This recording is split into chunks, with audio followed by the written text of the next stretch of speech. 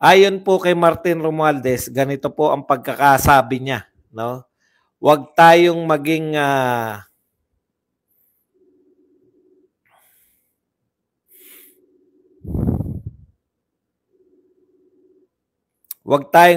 tagapagsalita ng kasinungalingan. Ayan, tuloy natin kung ano ba itong sinasabi ni Martin Romualdez. While real crime is going down, fabricated stories and scripted videos are spreading like wildfire online. Fear is being peddled for clicks and views. That's not just irresponsible, it's dangerous. Ang dami pong assumption dito ni Martin Romualdez, no? Yung clicks and views. Ano na naman yan? Vlogger na naman ang ano niyan. Ang tunguhin niyan, no? Bakit po masyadong mainit ang dugo ninyo sa mga vlogger, di ba? While real crime is going down, fabricated stories and scripted videos are spreading like wildfire online. Fear is being peddled for clicks and views, not just for irresponsible, it's dangerous. Okay, so ang daming binintang dito ni Martin. Una, mababa ang krimen. Pero hindi po na-appreciate ng tao yan dahil sa mga vlogger, online click and views Sino lang po ba yung naghangad ng click and views? Mga vlogger, di po ba? Okay. Kasi wala namang pakialam dyan yung mga ibang tao Sa click and views, wala pong pakialam dyan. Vlogger lang po. Okay, anyways. So, ibig niyang sabihin, kahit mababa ang aktual na krimen, pero dahil sa pinalalaganap nitong mga vloggers na to, ay mukhang ganyan din yung sinabi ni Marbil. Pare-pareho lang po kayo. Alam niyo po, mas madali pong ilako ang katotohanan kaysa kasinungalingan. No? Inaamin niyo po na yung katotohanan, parang sinasabi nila, kami nagsasabi ng totoo Yung police report nagsasabi ng totoo. Ano daw yung totoo? Ayon kay Martin, bumababa ang krimen. Totoo naman pala yun Bakit po kayo natatakot sa kasinungalingan? Hindi naman po kayo, yung mga kakampi nyo naman po, Mr. Speaker, hindi naman po kilala yan na hinahayaan lang yung mga kasinungalingan. Alam mo, Mr. Speaker, yung mga kakampi mo sanay magdemanda. Yung mga kakampi mo sanay manakot. Yung mga kakampi mo sanay mag-imbestiga. Di po ba? Nakita nyo ba yung ginawa nila kay MJ at saka kay Cresset?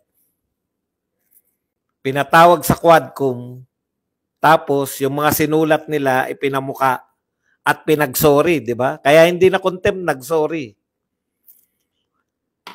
Wala po kayong pinalalagpas. Pag sa tingin ninyo nagpe-fake news yung mga vlogger, lalo na mga Duterte vlogger, sa tingin nyo fake news, hindi nyo po pinalalagpas. It's either iniimbestigahan ninyo or sinasampahan ng kaso. Alam nyo po ba yung kinasuhan ni General Torre? Kung anong pinalalaganap na siya ay na-ospital, di ba? May picture, sinabi si Torre nasa ospital.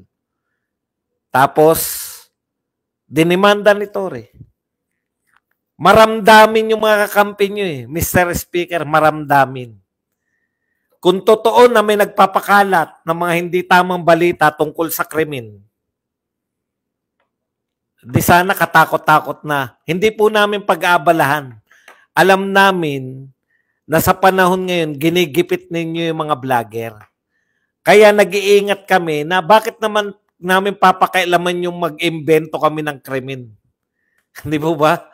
Para saan yun? Mag-imbento kami ng krimen para magkaroon kayo ng chance na kami ay kasuhan? Yung mga vlogger, kasuhan? Parang walang mahihita naman. Ano mahihita pag may krimen na inimbento? Ang katotohanan po ay yung kasinungalingan po na sinasabi ninyo, no? Yung pinaniniwalaan po yung mga vlogger, ibig nyo sabihin kasinungalingan din po ba yung pinalalaganap ng mainstream media? Sa mainstream media namin nakikita yan. Wala po kaming kakayahan. Yung mga vlogger po walang kakayahan na maghanap po o ang sinasabi niya kasi rito, fabricated stories. Yung po bang mga krimen fabricated po ba yan? Di dapat dinimanda na ninyo yung mga vlogger na nag-fabricate ng istorya. Alam mo, Daniel Orea, manawagan ka na. Yung panawagan mo para sa sarili mo eh. Bakit tayo mo sabihin kung ano yung gusto mong sabihin? Nililibang mo lang sarili mo, araw-araw ka nagme-message ng ganyan. Sabihin mo na kung ano yung gusto mo sabihin. Okay, balik po tayo. Ibig nyo po sabihin, pinalalala lang po yung mga crime situation ng mga vlogger, para kasi silang nilalagang itlog kundi di sa magbalita. Ang alam ko po, Mr. Speaker, no? Ang mga Duterte vloggers po, masyadong abala sa mga nangyayari sa politika para intindihin pa namin mag-imbento ng mga krimen. Buti sana kung ang bintang mo nag-iimbento, nag-iimbento kami ng mga kasiraan ng mga kalaban ng mga Duterte sa politika. Mas kapani-paniwala pa yun eh. Pero yung sabihin, pagbintangan mo yung mga vlogger na nag-iimbento ng mga krimen, ano pong krimen yung inimbento namin? Nasasaktan si Martin kasi ine-expect niya pag nagbalita si Marbil na bumaba ang krimen, magpapalakpakan ng tao. Ano po ba ang initial na reaction ng mga tao pag nung sinabi ni Marbil na bumaba ang krimen? Naniwala po ba ang mga tao? Ang point dito ni Martin Romualdez, no? Dapat tayo dapat pinupuri yung PNP. No? Ang totoo po naganap, pinagdududahan. Saan nakuha ni Marbil na bumababa yung krimen. Samantalang nakikita, yun yung problema, Mr. Speaker. No? Yun yung problema. Kasi bahagi yan ng inyong propaganda na mas mababa ang krimen ngayon kaysa kay panahon ni Digong. Samantalang kitang-kita po ng mga tao na nagbalik na po yung krimen. Ngayon yung statistics po na yan, hindi po namin kino-question yan. Sabihin nyo na zero, wala po kami pakialam. Pero wag nyong sabihin sa amin na purihin namin kayo kasi nakikita namin yung aktual. Sa aktual po kami nagbabatay. Alam nyo po kahit na anong statistics, pag hindi po yan tumutugon, no? Kahit sabihin niyo umuunlad ang Pilipinas ngayon, hindi magdidiwang yung mga tao, maaasar pa. Gaano ba kataas ang rating mo ngayon? Meron po ba nakaalam ng rating nito sa pahayag? Kasi si Bongbong Marcos lang po tsaka si BP Sara ang nakita namin eh. Okay. Gaano po ba kataas yung rating mo? Kasi kung talagang natutupad kung totoo yung sinasabi nyo na mababa krimen, maganda ang kabuhayan, nakakatugon, walang nagugutom. Hindi po kinakailangan, no? Hindi po kinakailangan namin na maghanap ng mga numero, kusa po. Nung panahon naman ni Duterte, hindi naman po kami naghanap ng numero. Real talk po, Mr. Romualdez. Nung panahon po ni Pangulong Duterte, o 10% ka lang pala. Dapat ang taas-taas mo na, no? Hindi mo ba naiisip, Mr. Romualdez, na kung talagang ang mga tao ay natutuwa sa gobyerno, ikaw dapat ang pinakamataas. Kasi ikaw ang mukha ng gobyerno eh. Kayo ng pinsan mo eh. Okay, balik tayo kay Pangulong Duterte. Wala po kaming pakialam sa mga statistics. Wala po kaming pakialam kung bumaba ang krimen o hindi. Naramdaman namin.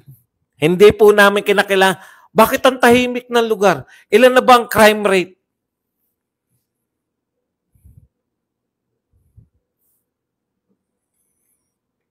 Hindi po kami nakikialam sa mga crime rate.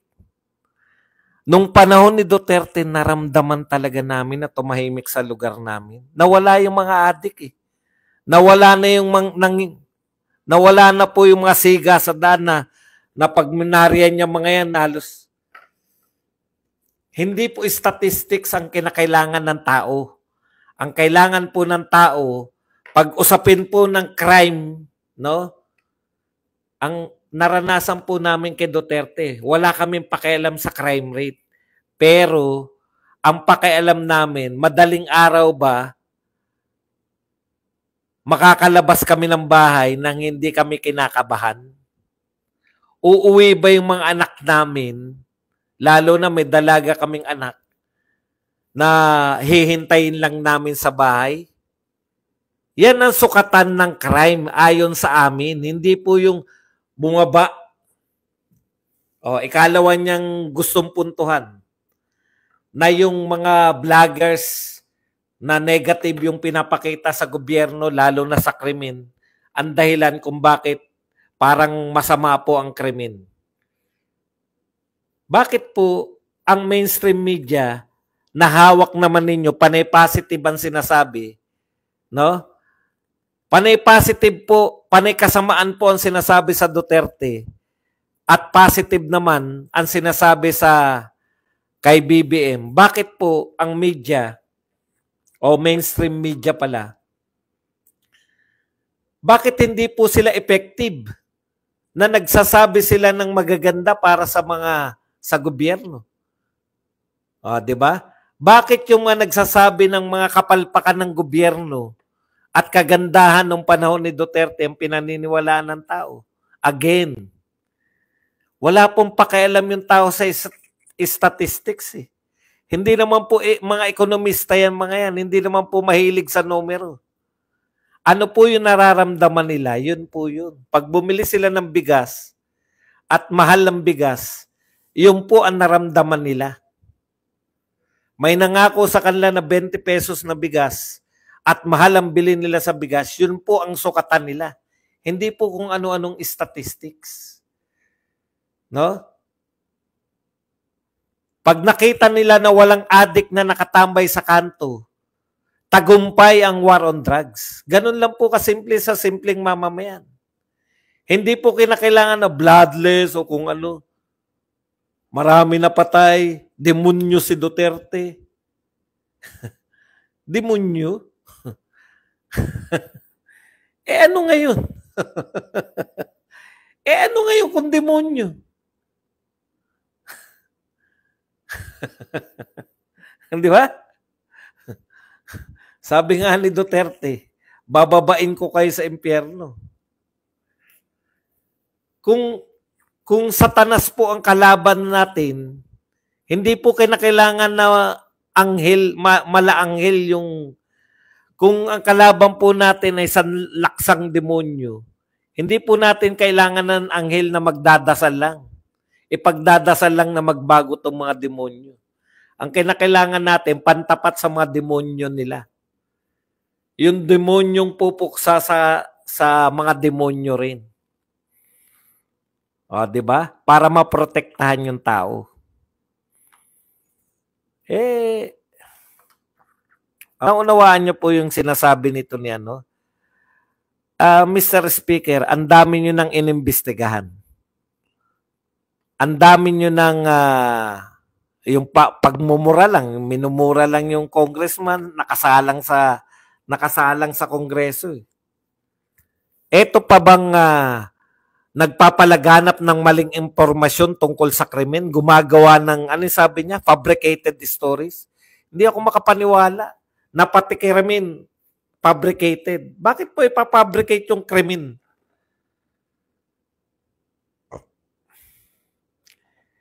Ipakulong nyo yung nag-iimbento ng krimen. Ang alam ko po, natuklasan ko yung yung mga krimen na to sa dyaryo. Sa mainstream media namin nalalaman na merong road rage, Mena Maril. In fact, si Marbil, pinarangalan pa yung mga nakahuli sa road rage. O ano ba ang problema ron? O yung mga maglola na pinagtataga.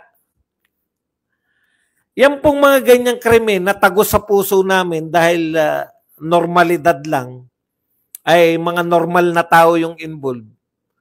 Yan po yung hindi na namin nakikita nung kay Duterte. Di ba? Nung panahon ni Duterte, wala na pong ganyang mga uri ng krimen eh. Wala po kami nakikita. Malaganap na rin po yung social media nung panahon ni Duterte. Lagi yung masyado naman kayong bilib na bilib. Masyadong tinataas nyo naman yung mga pro Duterte na parang kami lang ang may control. Open po. Ang mga YouTube po, ang dami nyo nga YouTuber eh. Open, Mr. Speaker, ang YouTube, ang Facebook, ang X. Open po yan. Mapa pro Duterte ka, mapa pro Marcos ka. Ano po ibig sabihin? Kung sinasabi po ninyo na hanggang ngayon talo kayo sa social media ng mga